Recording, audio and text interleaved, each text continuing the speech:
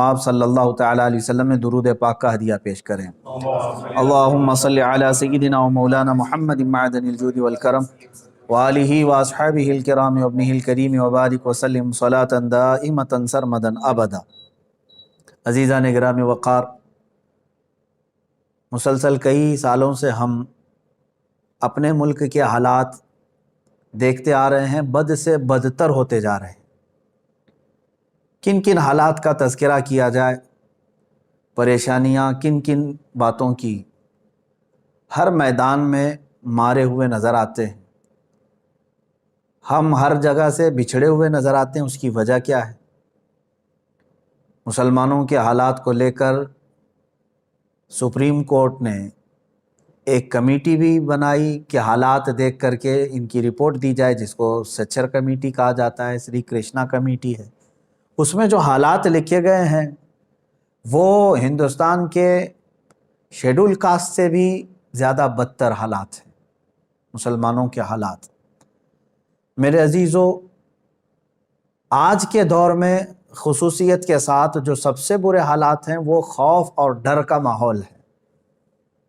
میں مسلمانوں سے ہی کہتا ہوں کہ اتنا خوف اور ڈر جو تمہارے دلوں میں آیا، جو ہزاروں نے لاکھوں لوگوں کو آج بزدل بنا رکھا ہے، یہ ڈر، خوف، ہر وقت ہر گھڑی لوگوں کو ظالموں کا خوف ستا رہا ہے۔ پتہ نہیں ہمارے ساتھ کیا ہو جائے گا، کیا نہیں ہوگا، کیا ہو جائے گا۔ اب میں آپ کو بتاتا ہوں کہ یہ سارے حالات کیوں آئے۔ ایک حدیث پاک حضرت ثوبان رضی اللہ تعالیٰ عنہ سے مروی ہے۔ رسول کریم صلی اللہ تعالیٰ علیہ وسلم ارشاد فرماتے ہیں، یوشک الامم ان تداعى علیکم کما تداعى الاکلۃ الی قصعتها۔ ان قریب میری امت پر ساری قومیں جھپٹ پڑیں گی جیسے کہ بھوکا برتن پہ جھپٹتا ہے۔ میری امت پر، حضور صلی اللہ تعالیٰ علیہ وسلم فرماتے ہیں، تم پر ساری امتیں جھپٹ پڑیں گی، ساری قومیں جھپٹیں گی، سب تمہیں نشانہ بنائیں گی، سب تمہیں ٹارگٹ کریں گی جیسے کہ بھوکا برتن پہ جھپٹ پڑتا ہے۔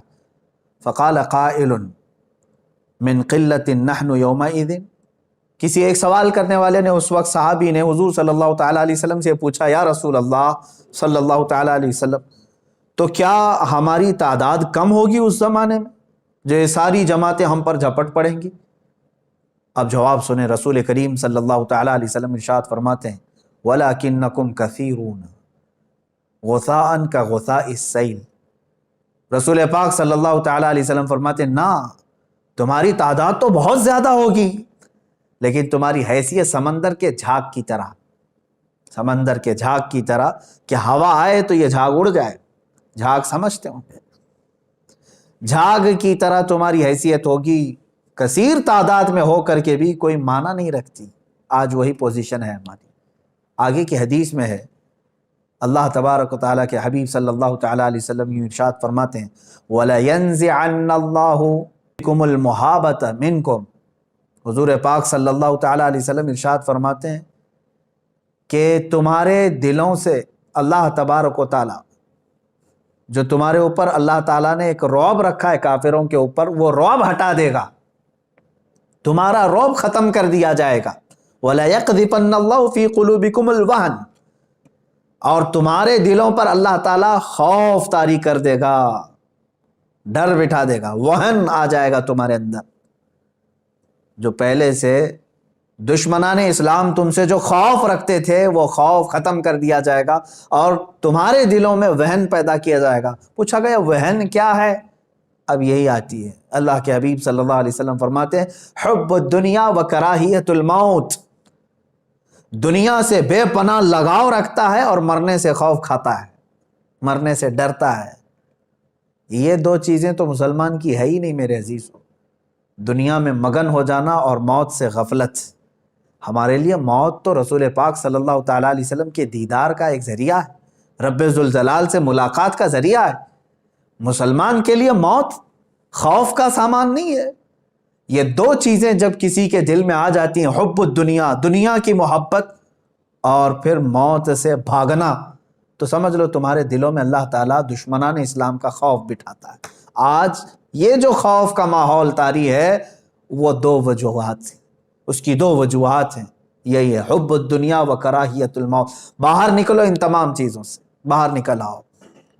مسلمان کے لیے تو علامہ اقبال نے کہا تھا کہ وہ صحابہ جو نہتے ہوتے تھے رسول پاک صلی اللہ تعالیٰ علیہ وسلم کے ساتھ چل پڑتے تھے، ان کے سینوں میں ذرا خوف کہیں خوف ہے؟ ارے لکڑیاں لے کر کے بدر میں آ گئے، خوف نام کی کوئی چیز نہیں، سامنے ایک بڑا لشکر جرار ہے، خوف بالکل نہیں تھا.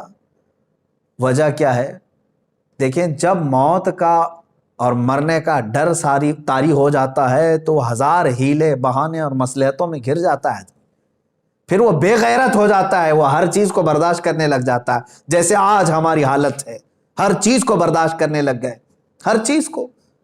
کیا نہیں برداشت کر رہے آج آپ لوگ، کیا نہیں برداشت کر رہے؟ انتظار کرو اور اس سے بھی خطرناک چیزیں تمہیں دیکھنے کی ہیں. تمہارے گھر لوٹے جا رہے ہیں، تمہاری مسجدیں پامال ہو رہی ہیں، خانقاہوں کو اجاڑا جا رہا ہے، درگاہوں کو جلایا جا رہا ہے. کیا یہ سب چیزیں دیکھ کر برداشت نہیں کر رہے؟ ہر چیز کو برداشت کرنے کی طاقت آ جاتی ہے جب آدمی بے غیرت ہو جاتا ہے، بے غیرت ہو جاتا ہے. یہی پوزیشن آج ہماری ہے. سب کو دنیا کی مصلحتیں ستا رہی ہیں. بولوں گا تو پتہ نہیں کیا ہو جائے گا، مجھے پکڑ لیا جائے گا، مار دیا جائے گا. صحابہ اکرام جو نکلتے تھے رسول کریم صلی اللہ تعالیٰ علیہ وسلم کے ساتھ، ان کا مطلب یہ نہیں تھا کہ ہم نکل پڑیں گے راستے میں اور ایک بڑی چیز بنا لیں گے، جائیں گے تو مال غنیمت ملے گا اور پھر گھر بنا لیں گے. نہیں، علامہ اقبال نے کہا ہے شہادت ہے مطلوب و مقصود مومن، نہ مال غنیمت نہ کشور کشائی. وہ تو شہادت کو دیکھتے ہوئے نکل پڑتے تھے اور جہاں جاتے تھے رب تعالیٰ ان کے لیے راستے کشادہ فرماتا تھا. اور آج جو ڈر کا ماحول ہے، خصوصاً میں علماء سے کہوں گا، علماء کاملین آج بھی ایک سروے کے مطابق میں آپ کو بتاؤں صرف ہندوستان میں 3 لاکھ سے زیادہ مسجدیں جو رجسٹرڈ ہیں، باقی اس کے بارے میں مجھے نہیں معلوم. تو اتنے علماء بھی تو ہوں گے، اور جو غیر امام ہیں وہ کتنے ہیں؟ اور بڑی تعداد، لاکھوں کی تعداد میں علماء اسلام موجود ہیں. میں بڑے ادب کے ساتھ کہتا ہوں قابل علماء موجود ہیں. ہو سکتا ہے ان کو بہت ساری مصلحتوں نے گھیر رکھا ہے، بعض حالات ان کے بھی ایسے آ گئے کہ قوم نے بولنے سے روکا، کمیٹیوں نے روک دیا، معاشی حالات نے بولنے سے روک دیا. لیکن اے گروہ علماء، ان تمام بندشوں سے باہر نکل آؤ. اس لیے کہ میں آواز لگاتا ہوں علماء کو کہ ہم وارث ہیں فضل حق خیر آبادی کے، ہم وارث ہیں کفایت علی کافی کے. ہمارے اندر بزدلی نہیں آنی چاہیے، ہمارے اندر خوف اور ڈر کا ماحول نہیں آنا چاہیے. ڈرنے والے اور خوف کھانے والے وہ دشمنان اسلام ہیں. اللہ تبارک و تعالیٰ تمہارا رعب ان کے سینوں پر ڈالے گا. آپ نکلو.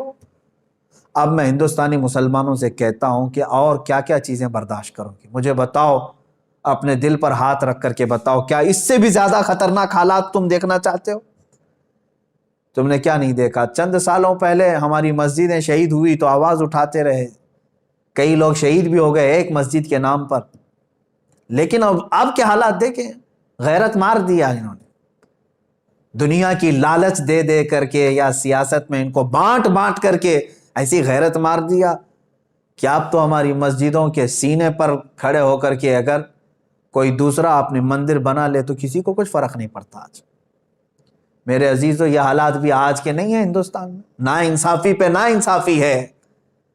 ایک کسی عام سے مزدور کو پکڑ کر کے 10-12 کتے موب لنچنگ کرتے ہیں. یہ بھی تو ہم حالات دیکھ رہے ہیں. چھوٹی سی چھوٹی چیزوں پر یہ پکڑ کر کے مارتے ہیں. اور ابھی قریب میں ایک حافظ قرآن کو مار ڈالا انہوں نے.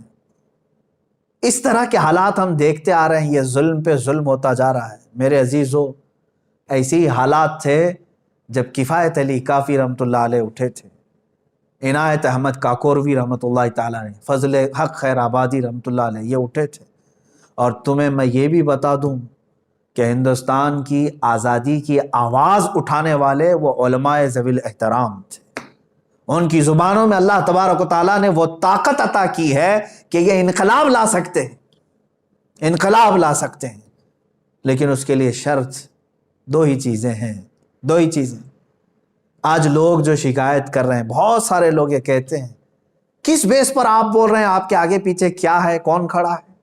ہم سے یہ سوال کرتے، ایمان والے اس طرح کا سوال کریں گے؟ اور اس طرح کی باتیں کہنا کہ آج دیکھیں دشمن پورے اکٹھا ہو رہے ہیں، تنظیمیں بنا رہے ہیں، مارچ پہ مارچ کر رہے ہیں، حکومتیں ان کے پاس ہیں، سیاست کے پورے اثر و رسوخ لے کر بیٹھے ہیں، ڈپارٹمنٹ لے کر کے بیٹھے، کورٹ لے کر کے بیٹھے، پتہ نہیں تمہیں کون ان تمام باتوں سے بزدل بنایا۔ اگر یہ تمام خیالات تمہارے ذہن میں آتے ہیں تو ایک مرتبہ میرے آقا صلی اللہ تعالیٰ علیہ وسلم کے وہ چہیتے صحابہ جو ابھی صرف 4000 کی تعداد میں تھے اور کسرا جیسے سپر پاور کو ختم کرنے کے فیصلے کر رہے تھے، فتح کرنے کی باتیں کر رہے تھے، قیصر و کسرا معمولی بات ہے، قیصر و کسرا کو فتح کرنے کی بات کر رہے ہیں۔ کون لوگ؟ مدینہ طیبہ میں حضور پاک صلی اللہ تعالیٰ علیہ وسلم کے پیچھے نماز پڑھنے والے وہ صحابہ جو دن بھر ایک کھجور کی گٹلی پر رہتے ہوں، کون سی طاقت تھی ان کے پاس، کون سی قوت؟ وہ ایمانی قوت تھی، ایمانی قوت۔ انہیں یقین کامل تھا کہ رب ذوالجلال کی مدد آئے گی ہمارے ساتھ، کیونکہ ہم حق پر ہیں۔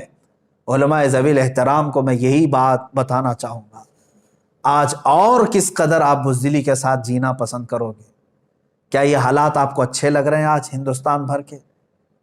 میں آپ کو یہ بات بتا دوں کہ رسول پاک صلی اللہ تعالیٰ علیہ وسلم کے انہی جانثاروں کو چیک کرنے کے لیے ایک صاحب آئے تھے دیکھنے کے لیے، ایک صاحب آئے اور انہوں نے یہ دیکھنے کے لیے کہ محمد صلی اللہ تعالیٰ علیہ وسلم نے کتنی طاقت جمع کر لی، جیسے ابھی ہمارے آگے پیچھے لگ گئے ہیں کہ ان کے پاس کتنا فنڈ آ رہا ہے، کتنی تنظیمیں آ رہے ہیں، اتنی باتیں کر رہے ہیں، ہاں چیکنگ پہ لگے ہوئے ہیں۔ وہاں حضور پاک صلی اللہ تعالیٰ علیہ وسلم کے پاس چیکنگ کے لیے ایک شخص آئے اور یہ دیکھنے کے لیے کہ انہوں نے کتنا ہتھیار جمع کیا، کیا کیا ہے، جو قیصر و کسرا کو فتح کرنے کی بات کر رہے ہیں، اس زمانے کی سپر پاور تھی۔ تو بہت غور سے معائنہ کیا، لیکن ایک ہی چیز نظر آئی جو واپس جا کر کے اس قاصد نے اپنے آقاؤں کو بتایا تھا، عروہ بن مسعود ثقفی۔ کیا چیز دیکھا جانتے ہیں؟ اذان ہو رہی ہے، رسول پاک صلی اللہ تعالیٰ علیہ وسلم وضو کے لیے بیٹھے ہیں، صحابہ ارد گرد پورے کھڑے ہو گئے، حضور پاک صلی اللہ تعالیٰ علیہ وسلم وضو کے لیے پانی لیتے ہیں ہاتھ میں، کلی فرماتے ہیں، جیسے کلی فرماتے ہیں آپ کی کلی کا ایک قطرہ بھی زمین پہ نہیں گرتا، صحابہ اپنے دامن پھنسا لیتے ہیں، کسی کے ہاتھ میں کسی کے دامن میں، اور حضور پاک صلی اللہ تعالیٰ علیہ وسلم کا پورا وضو ہو جاتا ہے، ایک قطرہ بھی زمین پر نہیں، وہ سارے صحابہ لے لیتے، اپنے چہروں سے مل لیتے تھے، اپنے جسم پہ مل لیتے تھے۔ عروہ بن مسعود ثقفی وہ واپس جا کر کے اپنے آقاؤں کو خبر کرتا ہے، کہتا ہے یقیناً محمد صلی اللہ تعالیٰ علیہ وسلم نے بہت بڑی فوج تو نہیں جمع کی، لیکن ایسے دیوانے بنائے ہیں کہ یہ ادب تو میں نے قیصر و کسرا کے دربار میں بھی نہیں دیکھا جو محمد کے دیوانوں میں دیکھا ہے۔ وہ ان کے وضو کے قطروں کو زمین پہ گرنے نہیں دینا چاہتے، کہاں ان کے خون کے قطرہ گرنے دیں گے؟ ان کے اندر وہ جانثاری ہے۔ میرے عزیزو، یہی ایک چیز دیکھ کر کے ساری دھرتی ہل گئی تھی کہ رسول پاک صلی اللہ تعالیٰ علیہ وسلم کے دیوانے ایسے ہیں کہ ان کا ہی تو یہ نعرہ تھا کہ مرد حق باطل کے آگے مات کھا سکتا نہیں، سر کٹا سکتا ہے لیکن سر جھکا سکتا ہے۔ وہ نکلتے تھے۔ عزیزان گرامی وقار، ان کے پاس جو طاقت و قوت تھی وہ چیز میں آپ کو بتانا چاہتا ہوں۔ نوجوانوں کو بھی آج جو پورے ہندوستان کے مسلمان جو بے قرار ہیں حالات کو دیکھ کر کے، ایک ہی علاج ہے تمہارے پاس، ایک ہی علاج ہے، پلٹ آؤ۔ بہت سارے حالات کو صحیح کرنے کے لیے لوگ اب جلسے کرا رہے ہیں۔ ہمارے ہاں نشے کے حالات، نشے میں بہت سارے لوگ ایڈکٹ ہیں، جوئے میں ہیں، شراب میں ہیں، 2 نمبر کے کاموں میں، فلاں ہیں، بہت سارے معاملات۔ کن کن معاملات کو صحیح کرتے ہوئے ہم اپنی زندگی گزاریں، سمجھ میں نہیں آتا۔ ایک ہی علاج ہے جو میں نے بہت مطالعے کے بعد نکالا، وہ یہی ہے جس کو اقبال نے کہا ہے کہ محمد سے وفا تو نے تو ہم تیرے، یہ جہاں چیز ہے کیا لوح و قلم تیرے۔ بالکل حق فرمایا انہوں نے کہ تو ایک بار رسول پاک صلی اللہ تعالیٰ علیہ وسلم کے ساتھ وفا کرنا سیکھ لے، رب تبارک و تعالیٰ یوں ہی صدقے میں ساری چیزیں تجھے عطا کرے گا۔ اخلاق کی درستگی بھی تمہارے پاس آئے گی۔ عشق رسالت محمد صلی اللہ علیہ وسلم یہ ایک ایسی دولت ہے حضور کی محبت ایک ایسی دولت ہے جو تمہیں ہر گناہ سے بھی دور کر سکتی ہے۔ جھوٹ بولتے ہیں جو گناہ نہیں چھوڑتے اور پھر حضور کی محبت کی بات کرتے ہیں، جھوٹ بولتے ہیں۔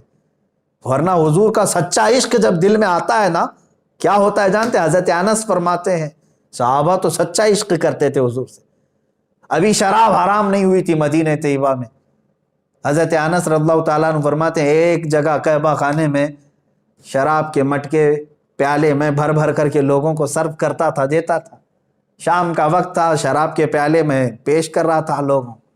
اچانک مدینے میں اعلان ہونے لگا، ایک اعلان کرنے والے منادی نے کہا اللہ کے نبی صلی اللہ تعالیٰ علیہ وسلم پر قرآن کی آیت نازل ہوئی کہ آج سے شراب حرام ہے۔ یہ اعلان ہو رہا تھا گلیوں میں۔ حضرت انس فرماتے ہیں جس کے ہاتھ میں جہاں پیالہ تھا وہیں سے چھوڑ دیا، کسی کے ہونٹوں تک گیا تھا تو وہیں سے چھوڑ دیا۔ یہ نہیں سوچا کہ جا کر کے حضور سے سن لے پہلے بات صحیح ہے کہ نہیں صحیح ہے۔ یہ اس کو کہتے ہیں عشق رسالت۔ آپ صلی اللہ علیہ وسلم جب دل میں آتا ہے تو پھر آدمی حضور کی بات کا خیال کرتا ہے، نہ کہ اپنی پرانی لت کا خیال کرتا ہے۔ اپنی پرانی لتیں چھوٹ جاتی ہیں اگر سچی محبت آئے۔ ایک ہی علاج ہے میرے عزیزوں گناہوں کو چھوڑنے کا بھی، کہ محمد سے وفا تو۔ نمازوں کی پابندی نہیں ہوتی ہے نا، حضور سے محبت کر کے دیکھو، تمہیں بستر کانٹے لگنے لگ جائیں گے، اٹھ جاؤ گے یا رسول اللہ صلی اللہ علیہ وسلم میں آپ کا چاہنے والا اور آپ سے محبت کرنے والا۔ آپ نے فرمایا نماز میں میری آنکھوں کی ٹھنڈک ہے، میں سو کر کے پسار کر کے آپ کو تکلیف تو نہیں دے سکتا، میرے محبوب ہیں آپ، ہر چیز کے تم پابند ہو جاؤ گے۔ ایک چیز تمہارے اندر آ جائے، حضور سے وفا کرنا سیکھو، رسول پاک صلی اللہ تعالیٰ علیہ وسلم کی وفاداری۔ عزیزان گرامی وقار، آج میں جو بات عرض کر رہا تھا وہ علماء ذوی الاحترام کے لیے، حالات کی سنگینی کے اعتبار سے۔ آپ کیا سوچتے ہیں کہ ہمارے پاس کچھ نہیں ہے، سیاسی لوگ نہیں ہے، طاقت نہیں ہے، سب کچھ ان کے پاس ہے، ساری چیزیں ان کے پاس رہنے دو، سب ان کے پاس رہنے دو۔ میرے عزیزوں پہلے بھی ایسا ہی رہا ہے، حضور صلی اللہ تعالیٰ علیہ وسلم نے دعوت شروع فرمائی، صحابہ نہتے رہے، سب کچھ ان کے پاس تھا۔ ارے بدر کے میدان میں رات بھر طبلے بج رہے تھے، رقص و سرور کی محفلیں ہو رہی تھی، اور گوشت بھونے جا رہے تھے، اور ادھر صحابہ اکرام رضوان اللہ تعالیٰ علیہ مجمعین بغیر چپل کے ہیں، اکثر کے ہاتھ میں تلواریں نہیں ہیں، سونے کے لیے ان کے پاس کوئی چیز نہیں ہے، سب کچھ ہونے کے باوجود بھی رب ذوالجلال نے فتح یابی کسے عطا فرمائی، پوری تاریخ جانتی ہے۔ اب اس کے لیے ہونا کیا چاہیے تمہارے پاس؟ ہونا کیا چاہیے؟ وہ دو چیزیں ہیں جن کو اقبال نے کہا ہے، دو بہت عظیم تلواریں ہیں تمہارے پاس، یقین محکم عمل پہ ہم، جہاد زندگانی میں ہیں یہ مردوں کی شمشیریں۔ دو چیزیں تمہارے پاس اگر آ گئی، پختہ یقین اللہ کی ذات پر اور میرے رسول پاک صلی اللہ تعالیٰ علیہ وسلم کی ذات پر، کہ میں کسی اور کا کتا نہیں، میں رسول پاک صلی اللہ علیہ وسلم کا وفادار ہوں۔ حضرت سفینہ رضی اللہ تعالیٰ عنہ ایک صحابی ہیں، وہ جنگل میں گئے تھے، راستہ بھٹک گئے تھے، ایک شیر دہاڑتا ہوا آ گیا، شیر، جنگل کا شیر دہاڑتا ہوا آ گیا، تو جیسے ہی وہ قریب آیا تو حضرت سفینہ نے کیا فرمایا جانتے ہیں؟ اس صحابی نے کہا انا مولا رسول اللہ صلی اللہ علیہ وسلم، اتنا کہا میں رسول اللہ کا غلام و خادم ہوں۔ وہ شیر دم ہلاتا ہوا وفادار کتے کی طرح آپ کو مدینے تک چھوڑ گیا۔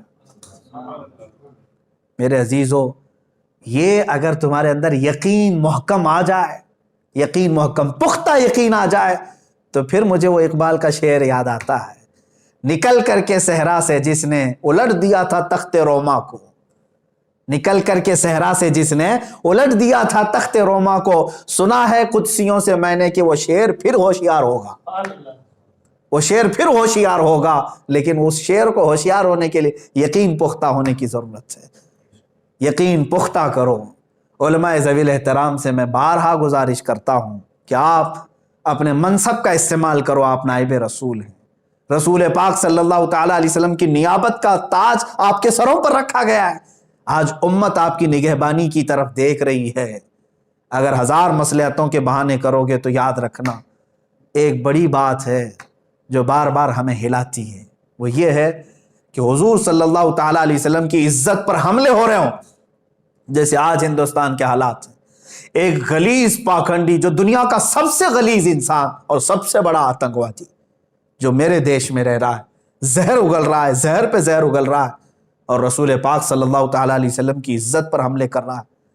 اس غلیظ انسان کی گالیاں سننے کے بعد میرے عزیزوں کھانا پھیکا ہو جانا چاہیے، راتوں کی نیند اڑ جانی چاہیے، علماء کی بھی، تمام مشائخ کی بھی، تمام مسلمانوں کی بھی۔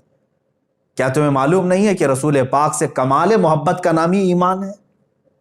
اور ایسے حالات میں ہم اس کو سن کر کے خاموش رہ جائیں تو پھر ہمارے ایمان پر بھی سوال آتا ہے۔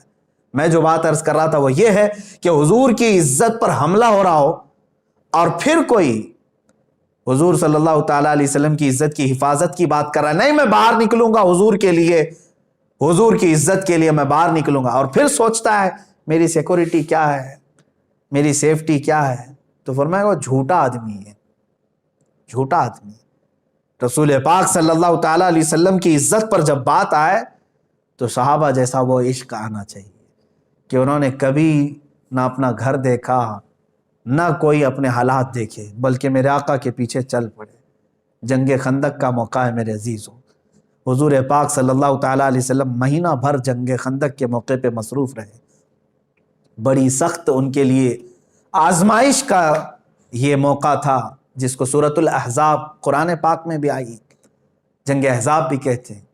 یہاں سے پلٹ رہے تھے جنگ خندق سے، درمیان میں صحابہ اکرام زخمی ہیں، ہاتھوں میں خون رس رہا ہے، کئی جگہ تیروں کے نشان ہیں۔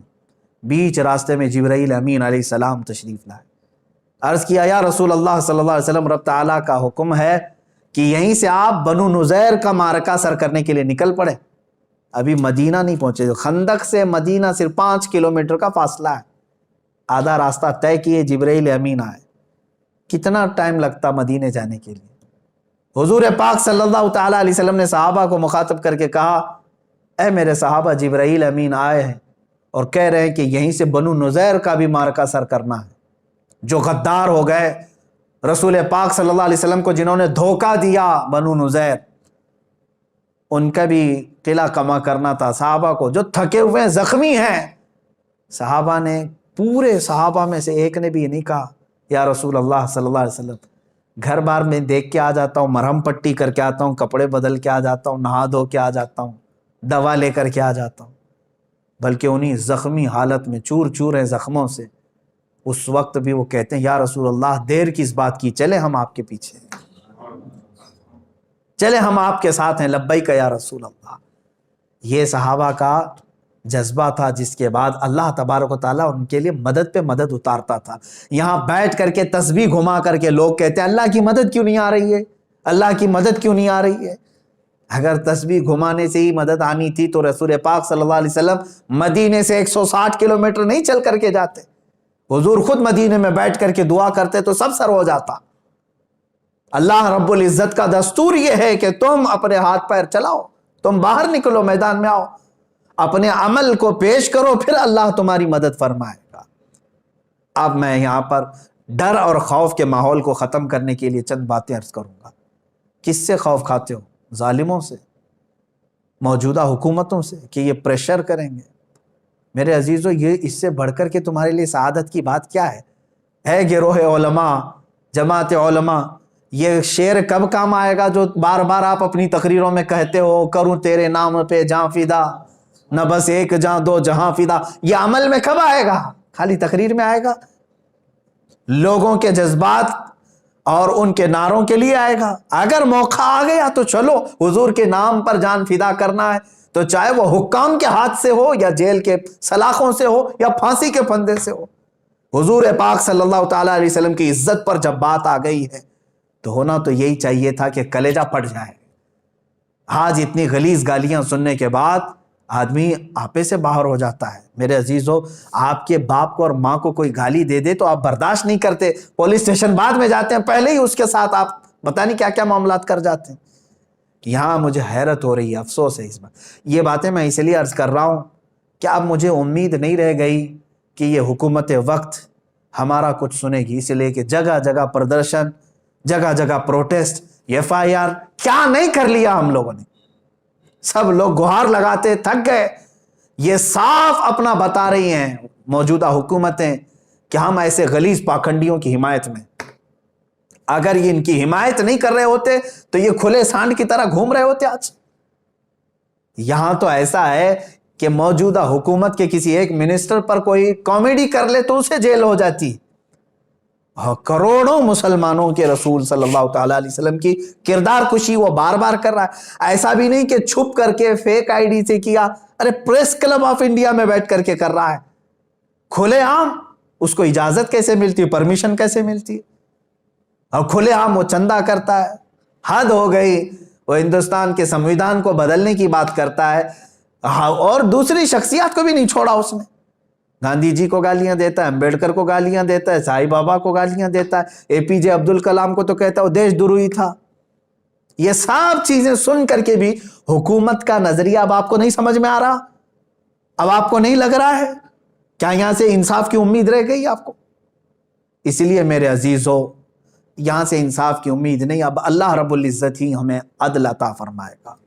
رب ذوالجلال کی بارگاہ, یہ تمہارا امتحان ہے, تمہارا امتحان ہے, یاد رکھ لینا. اللہ تبارک و تعالیٰ تمہیں آزمائے گا. اب یہ چیز دیکھ کر کے مجھے ایسا لگتا ہے اسپین کے جو حالات تھے وہ یہاں دہرائے جا رہے ہیں. چند دنوں پہلے ہم نے دیکھا تھا, ہمارے مطالعے میں ایک مضمون آیا بھی تھا کہ یہاں کی ایک کٹر واد تنظیم اسپین جا کر کے معائنہ کر کے آئی تھی دیکھنے کے لیے کہ 700 سال مسلمان وہاں تھے اسپین میں کیسے ختم ہو گئے. یہ سب سروے کر کے آئے وہاں جا کر کے. یہاں کی ایک کٹر واد تنظیم جا کر کے سروے کر کے آئی. وہاں کے دانشوروں نے ان کو بہت ساری باتیں بتائی, جس میں سے ایک بات یہ بھی بتائی تھی کہ ہم نے سب سے پہلے مسلمانوں کے دلوں سے عشق رسول ختم کر دیا تھا. رسول پاک کو سیریس لینا ہم نے ان کو ختم کروا دیا تھا. علماء سے ان کو دور کر دیا تھا ہم نے, علماء کی نفرت ڈال دی تھی. اسی پر آج یہاں عمل کیا جا رہا ہے ہمارے ملک میں. دیکھو آج ہماری عوام علماء کے خلاف کیسی کیسی بکواسیں کرتی. آج کے حالات میں بھی علماء کو ہی کوس رہے ہیں لوگ. مولانا لوگ کیا کر رہے ہیں, زکوٰۃ وصول کرتے ہیں بیٹھ جاتے ہیں, چندے کرتے ہیں بیٹھ جاتے ہیں. یہ سب تمہاری جو زبانیں لمبی ہو رہی ہیں علماء کے بارے میں, یہ بھی ایک سازش کے شکار ہو تم. میرے عزیزو ٹھیک ہے, علماء اگر کوئی سستی کر رہا ہے, بولنے کا ایک طریقہ ہوتا ہے. کیا آپ اپنے باپ کو ایسے ہی کہتے ہیں باپ میرا آج گھر میں کیوں بیٹھ گیا, ڈیوٹی پہ کیوں نہیں گیا؟ ادب ہے, تمیز ہے, سلیقہ ہے. پوچھا جاتا ہے کیا آپ کو کوئی تکلیف تو نہیں ہے, میں آپ کے ساتھ کھڑا ہو جاؤں, آپ بھی آگے آ جائیے. یہاں کے حالات دیکھ کر کے بھی مجھے یہی لگتا ہے کہ علماء سے ان کو دور کیا گیا ہے. بہت سارے تو ہیں علماء کی نفرت میں جی رہے ہیں آج. دوسری چیز, عشق رسول کو ختم کرنے کا جو ایک بہت بڑا مشن چلایا گیا تھا وہ بھی یہاں پر چل رہا ہے. اسی سے اندازہ لگاؤ میرے عزیزو, آج غلیظ گالیاں میرے رسول پاک کو دی گئی ہیں. پورے ہندوستان بھر میں تقریباً 300 کے قریب ایم ایل اے ہیں. ان میں سے کتنے لوگ اپنے پاور کا استعمال کر کے اس کی زبان روکنے کا مطالبہ کیے؟ کون ہے؟ تم نے کون سے نبی کا کلمہ پڑھا ہے, کس رسول کا کلمہ پڑھے ہو؟ میں تمام جو عہدے دار ہیں ان سے پوچھتا ہوں ان کے دلوں میں ایمان رہ گیا کہ نہیں رہ گیا؟ اب پھر میں آپ کو بتاتا ہوں, میں نے ایک جملہ کہا تھا, اگر اس وقت جو میں آواز اٹھا رہا ہوں, ظاہر سی بات ہے مجھے میرا انجام معلوم ہے, پھر بھی اللہ رب العزت کی ذات, رب ذوالجلال کی ذات جو چاہے وہی ہوگا. اگر رب تبارک و تعالیٰ چاہے میری حفاظت کے لیے, پوری دنیا میرا بال بیکا نہیں کرے گی. اور اگر اللہ رب العزت نے میری تقدیر میں لکھا ہے تو پھر وہ ایک دن کیا, 1 گھنٹے میں بھی میرے ساتھ کچھ بھی ہو جائے گا, لیکن اس کو میں اپنے ذات فخر کے ساتھ لے جاؤں گا. اس لیے کہ ہمارا مقصد یہی ہے, شہادت ہے مطلوب و مقصود ہے مومن. جب تک جئیں گے حق بول کر کے جئیں گے انشاءاللہ, اپنی امت سے کوئی چیز چھپا کر کے نہیں جئیں گے, اور ظالموں کے خلاف آواز اٹھا کر کے جئیں گے. مجھے ان کی بات یاد آتی ہے, علامہ کفایت علی کافی رحمۃ اللہ علیہ. انگریزوں نے پکڑ کر کے جانتے ہیں, رات کے وقت ان کے کپڑے اتار کر کے ان کے جسم پر استری پھیرتے تھے, گرم استری پریس پورے جسم پر لگاتے تھے. جب چمڑی جل جاتی تھی, ظاہر سی بات ہے پریس لگ جائے جسم پر, چمڑی جل جائے. ایک عالم ربانی کی بات کر رہا ہوں, جب جسم جلتا تھا تو وہ انگریز نمک آپ کے جسم پر چھڑکتے تھے, اس جلی ہوئی چمڑی کے اوپر نمک چھڑکتے تھے. لیکن اس عالم باوقار نے, عالم حقانی نے ایک بار بھی ٹس سے مس ہونے کا فیصلہ نہیں کیا. کبھی ارادہ نہیں کیا. مسلسل کئی دنوں تک یہ تکلیف ان کو دی گئی.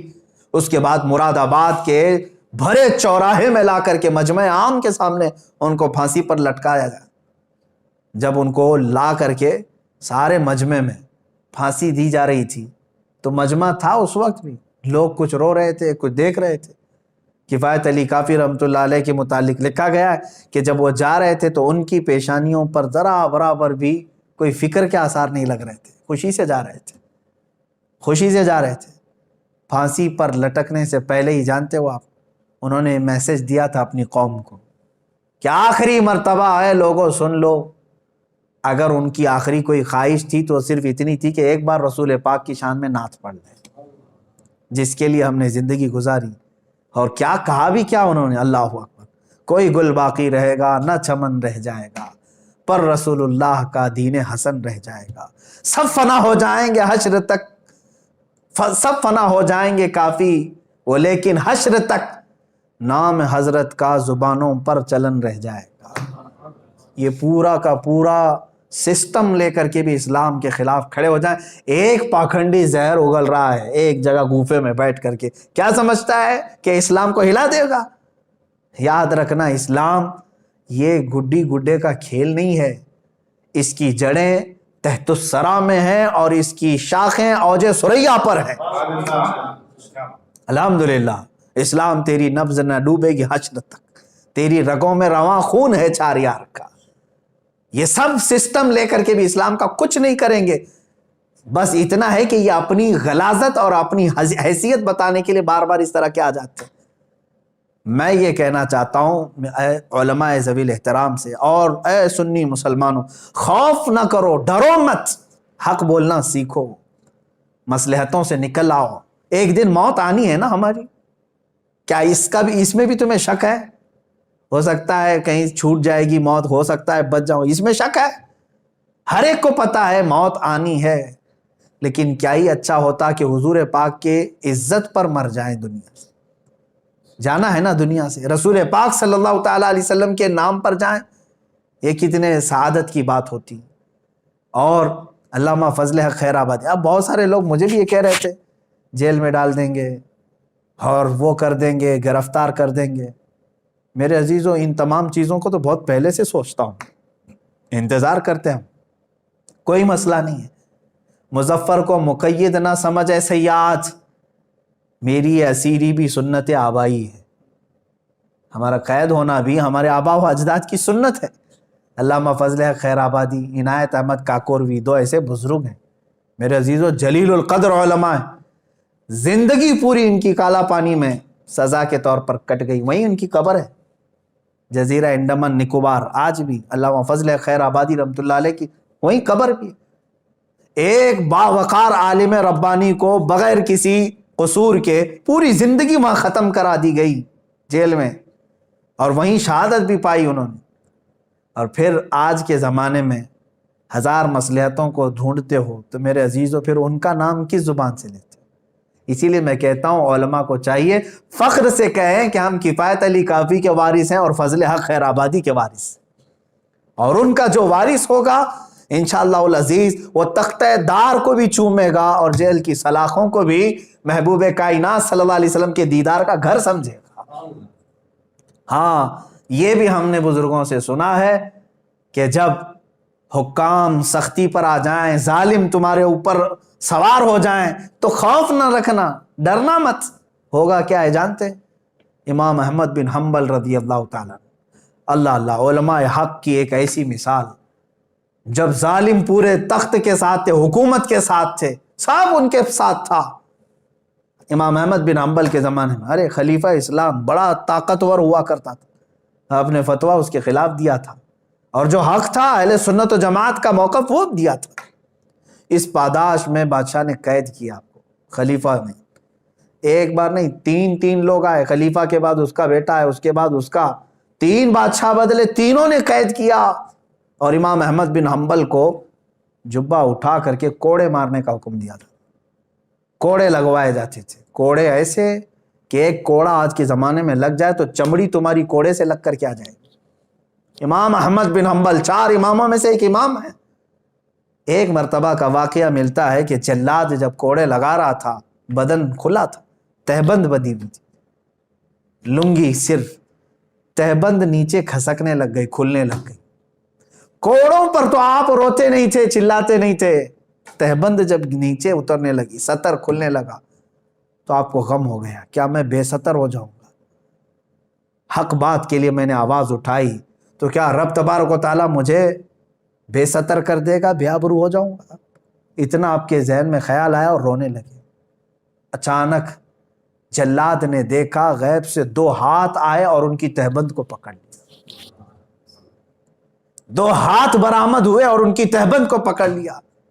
پھر امام احمد بن حنبل خوشی سے کھڑے ہو گئے، جلاد کو کہا تو اپنا آپ کام جاری رکھ۔ میرے عزیزو، کس کے ہاتھ تھے؟ کون آیا تھا؟ جب ظالم اپنے پوری طاقت دکھانے کے لیے سر پر آ جائیں، کوڑے بھی ماریں، تو یاد رکھنا میرا بھی یہ وجدان کہتا ہے وہ کسی اور کے ہاتھ نہیں، وہ صرف رسول اللہ کے ہوں گے، میرے آقا صلی اللہ تعالیٰ علیہ وسلم کی مدد نازل ہوگی۔ تو اگر اللہ رب العزت نے آپ کے پاس زبان دیا ہے اور آج کے زمانے میں سوچنے اور سمجھنے کی قوت دیا ہے، تو آج امت بڑی قسم پرسی کے عالم میں ہے۔ آج ہمارا مستقبل داؤ پر لگا ہوا ہے۔ ایک بات بتا کر کے میں رخصت ہونا چاہتا ہوں، یاد رکھنا، امام غزالی رحمۃ اللہ تعالیٰ علیہ کی وہ بات مجھے یاد آتی ہے۔ آپ نے فرمایا امت کے سامنے جب رسول پاک صلی اللہ علیہ وسلم کی توہین ہو رہی ہو اور امت اپنی عیاشیوں میں مصروف ہو، کھا رہی ہو، پی رہے ہو، سو رہی ہے، تو امت کو چاہیے کہ تھوڑے دن اور انتظار کرے، ان کے ساتھ کیا حشر ہوگا۔ فرماتے ہیں ان کی عورتیں، ان کی بچیاں باہر لائی جائیں گی، بیچی جائیں گی، نیلام کی جائے گی، ان کی ماں اور بہنوں کی عزت، اور یہ کچھ نہیں کر سکیں گے، ان کے بچے مار دیے جائیں گے۔ وہ وقت بھی ہمارے ساتھ آئے گا، کیونکہ اب جب رسول پاک کی عزت یہاں پر محفوظ نہیں رکھی گئی تو پھر اب کس کی عزت سلامت رہے گی؟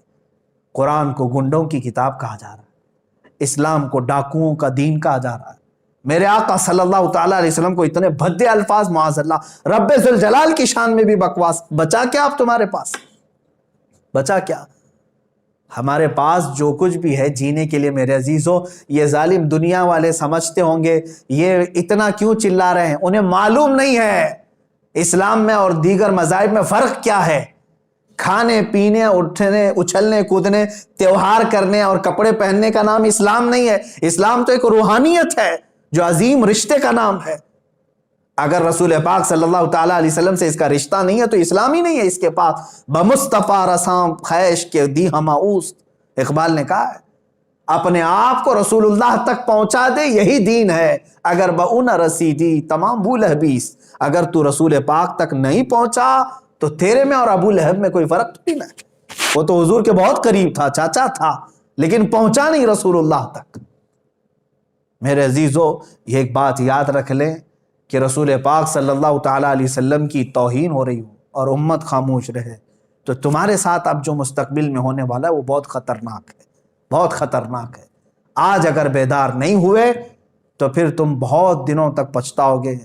معاذ اللہ رب العالمین، ایک شخص نے یہ تحریر لکھ کر کے کہا تھا، سعودی عرب میں جدہ کے کچھ گھروں میں مسلمان بچے باہر پڑھنے کے لیے گئے اور واپس آ کر کے اپنے ماں باپ سے پوچھتے ہیں ہو از دا محمد، معاذ اللہ رب العالمین۔ انہوں نے بچپن سے وہاں پڑھایا۔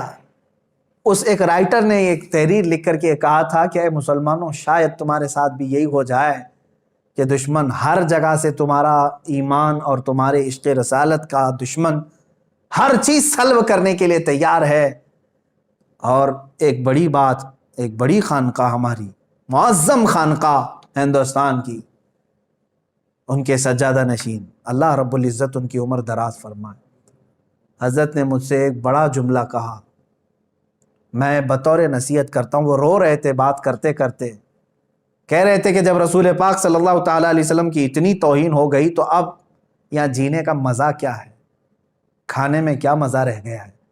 وہاں تو حضرت ابو بکر صدیق رضی اللہ تعالیٰ عنہ، ایک شخص آیا قاصد حضور کی داڑھی شریف کی طرف ہاتھ کر کے بات کر رہا تھا تو حضرت ابو بکر کو برداشت نہیں ہوا۔ آپ نے ہاتھ اس کا جھٹک دیا اور کہا دوبارہ اگر ہاتھ اٹھا تو تیرے جسم کے ساتھ ہاتھ بھی نہیں رہے گا، حضور سے بات کر رہا ہے تو۔ یہ ان کا جذبہ تھا۔ اور صلاح الدین ایوبی کی بات میں نے کہا، برنس نے صرف اتنا کہا تھا ایک مسلمان قافلے کو لوٹ کر کے بلاؤ اپنے محمد کو مدد کے لیے. حضرت صلاح الدین ایوبی کو جب یہ بات پتا چلی کہ ایک عیسائی جرنل نے میرے آقا کے بارے میں ایسا جملہ کہا ہے، تو جانتے ہیں 2.5 سال تک صلاح الدین ایوبی بستر پر نہیں سوئے. 2.5 سال تک بستر پر نہیں سوتے تھے اور اپنے پیر لمبے نہیں کیا اور کہا کہ جب تک اس گستاخ رسول کو پکڑوں گا نہیں میں تب تک بستر پر نہیں سوؤں گا. آج ہمارے حالات کیا ہیں؟ سارے عیش مزے سب تو ویسے ہی چل رہے ہیں. علماء اور خانقاہیں، آپ کیا سمجھتے ہیں خانقاہیں کس کے نام پر چل رہی؟ رسول پاک صلی اللہ علیہ وسلم کے نام پر. اگر آج حرکت نہیں آئی ہمارے اندر تو پھر سب کچھ چھین لیا جائے گا. کوئی چیز باقی نہیں رہے گی تمہارے ہاتھ میں، کوئی چیز نہیں. مٹتے ہوئے بھی ہم نے دیکھا ہے بہت سارے لوگوں کو، تاریخیں ختم ہو جاتی ہیں، قومیں پوری کی پوری ختم کر دی جاتی ہیں اگر میرے آقا صلی اللہ تعالیٰ علیہ وسلم سے وفاداری نہیں کی. میں آپ سے پوچھتا ہوں، مسلمانوں سے بھی، علماء سے بھی، ارے زندگی بھر رسول پاک کا نام لے لے کر کے کھاتے رہے، زندگی بھر انہی کا صدقہ تو کھاتے رہے. جب میلاد آئے تو حضور کے نعتیں، قصیدے، سب ہماری تقریریں، ہماری زندگیاں حضور کے نام پر ہی تو کھا رہے ہیں. آج جب رسول پاک کی شان پر ہرزہ سرائی ہو رہی ہے تو ہماری حرکت دیکھی جائے گی. امتحان کا وقت ہے، یہ ہمارے امتحان کا وقت ہے. میں آج یہاں عام طور پر میسج دیتا ہوں پورے علماء، ایک ساتھ آواز اٹھاؤ، ایک ساتھ آواز اٹھاؤ. یہ نہیں کہ اکا دکا آدمی کوئی کہہ رہا ہے، نہیں، ہر ایک کی ذمہ داری ہے، ہر ایک کی ذمہ داری ہے. ابھی پولیس پرشاسن مجھ سے یہ سوال کر رہے تھے کہ مولانا بہت مسلمان ہیں ہندوستان میں، آپ ہی کو کیوں تکلیف ہو رہی ہے؟ یہ سوال عجیب ہے. میرے عزیزوں، میں نے یہی کہا کہ مجھے دوسروں کا مطلب نہیں ہے، میں سابقہ ٹھیکہ لے کر نہیں بیٹھا، لیکن مجھے درد ہوا، میں آواز اٹھایا.